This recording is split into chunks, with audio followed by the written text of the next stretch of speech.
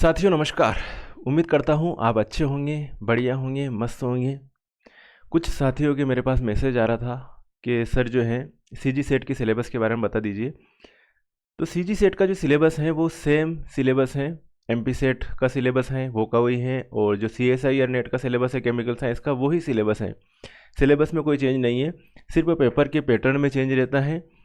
जो सीएसआई और नेट का जो पेपर आता है वो थोड़ा एप्लीकेशन बेस्ड आता है। एमपी सेट का पेपर बहुत ज़्यादा इजी बनता है, जो पीजीटी का पेपर बनता है उस लेवल से बन जाता है। कुछ एडवांस टॉपिक अगर देख लो, अगर उनको कर लोगे तो एमपी सेट आसानी से निकल जाएगा। जो सीजी सेट है थोड़ा मीडियम टाइप का पेपर बनता है, उसमें ज़्यादा इजी भी नहीं बनता है और ज़्यादा सीएसआई लेवल का भी नहीं बनता है। मॉडरेट लेवल का जो है सीजी सेट का जो पेपर बनता है उसमें कुछ टॉपिक डाल दिए जाते हैं एडवांस टाइप के भी। तो एक मीडियम टाइप का सीजी सेट का पेपर बनता है, पुराने पेपर देखोगे तो उसमें पता चल जाएगा। अब ये जो इस सिलेबस के बारे में मैंने एमपी सेट का जो सिलेबस है same to same copy paste कर रखा है, कोई चेंज नहीं, लाइन टू लाइन वही चीज़ें हैं। तो इनऑर्गेनिक केमिस्ट्री का जो है सिलेबस ये है, चाहो तो आप स्क्रीनशॉट ले लीजिएगा।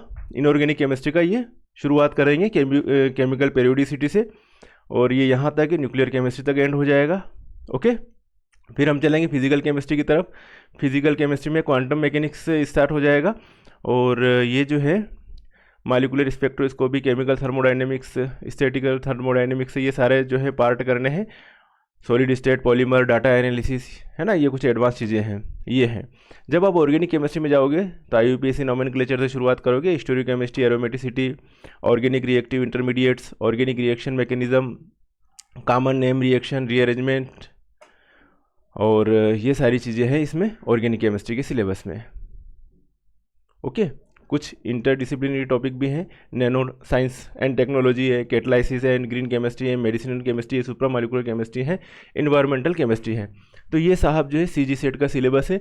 जो मैंने आपको बताया था कि एमपी सेट का जो सिलेबस है वही सेम टू सेम ये एमपी सेट का सिलेबस है।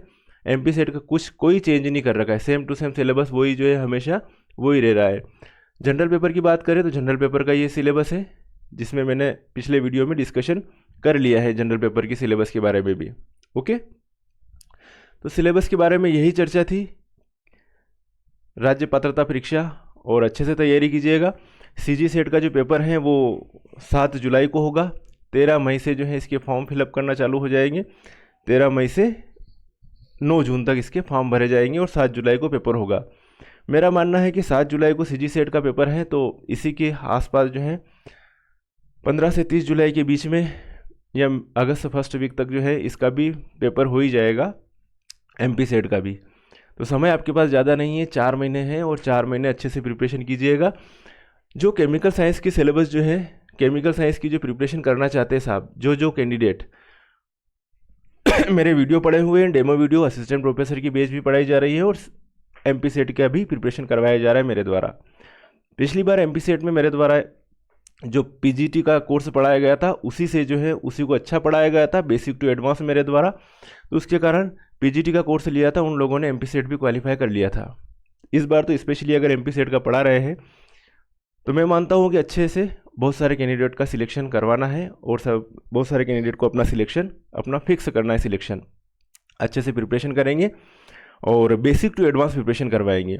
यहाँ पर अगर आप पुराना पेपर एनालिसिस करोगे एमपी सेट का, तो आप नेट की तरफ मत चले जाना। अगर आप नेट की तरफ चले गए हो, नेट टाइप का जो है प्रिपरेशन करने लग गए हो, तो शायद जो है आपका सिलेक्शन रह जाए, क्योंकि समय अपने पास कम है। बहुत सारी चीज़ें समझने में तो अथाह सागर है, समुद्र है, कितनी भी चीज़ें पढ़ते जाओ, एक एक टॉपिक के ऊपर एक एक किताब बनी हुई है, लेकिन आपको कितना मटेरियल चाहिए एग्ज़ाम ओरिएंटेड, वो आपके लिए इंपॉर्टेंट है। अगर आप जो पढ़ने में तो एक पेरीसाइक्लिक रिएक्शन के लिए पूरी किताब पढ़ लोगे, स्पेक्ट्रोस्कोपी एक तो थोड़ी सी 15-20 पेज में भी अगर अच्छे से पढ़ोगे तो वहाँ से भी क्वेश्चन बन जाएंगे, और स्पेक्ट्रोस्कोपी की बड़ी बड़ी किताबें भी बन रही है। तो आपको जो है उस वे में नहीं जाना है, एप्लीकेशन बेस में आपको सिलेक्शन लेना है। बाद में जिस फील्ड में पीएचडी करेंगे उस फील्ड में अच्छे से पढ़ लेंगे, उसका कर लेंगे वो वाला टॉपिक कंप्लीट। लेकिन अभी जो सिलेक्शन बेस्ड करना है तो अच्छे से सारी चतुराई भी रखना है आपको। जो विद्यार्थी के जो लक्षण होते हैं वो उन लक्षणों में एक चतुराई का लक्षण भी होता है कि क्या पढ़ना है और कितना पढ़ना है, और एग्ज़ाम की प्रिपरेशन कैसे करना है। एग्ज़ाम स्ट्रेटेजी होनी चाहिए, तभी जो है सिलेक्शन ले सकते हो। तो समय आपके पास कम है, समय बिल्कुल ना गंवाएं। क्योंकि जनरल पेपर भी कंप्लीट करना है, उसमें बहुत सारे रीजनिंग वगैरह, बहुत सारे टीचिंग एप्टीट्यूड है, हायर एजुकेशन है, कंप्यूटर बेस्ड चीज़ें हैं, बहुत सारी चीज़ें आएगी। तो उन सभी को भी अच्छे से करना है, क्योंकि कंपटीशन है, एक एक दो दो नंबर का जो है फासला रह जाता है, सिलेक्शन नहीं होता है। तो जनरल पेपर भी अच्छे से करना है और सब्जेक्टिव भी अच्छे से करना है। सब्जेक्टिव पेपर केमिकल साइंस का मेरे द्वारा पूरी तरह से बेसिक टू एडवांस अच्छी तरह से करवाया जाएगा। ट्रस्ट के साथ आप जो है कोर्स ले सकते हो, और मैं अपनी तरफ से पूरा जो ट्रस्ट रखूँगा। कोर्स है मेरे पास पूरा 90% से ऊपर जो है सारे वीडियोस बने हुए पड़े हैं, रिकॉर्डेड वीडियो है, आपको PDF नोट्स मिल जाएंगे, टेस्ट सीरीज़ भी विथ वीडियो के उसमें भी मिलेगी, और ऐसे PDF सेंड भी की जाएगी। तो दोनों चीज़ें रहेगी, और बेसिक टू एडवांस आपको जो है कंप्लीट करवाया जाएगा। जो नेट या JRF का कोर्स होता है वो सिर्फ एडवांस होता है।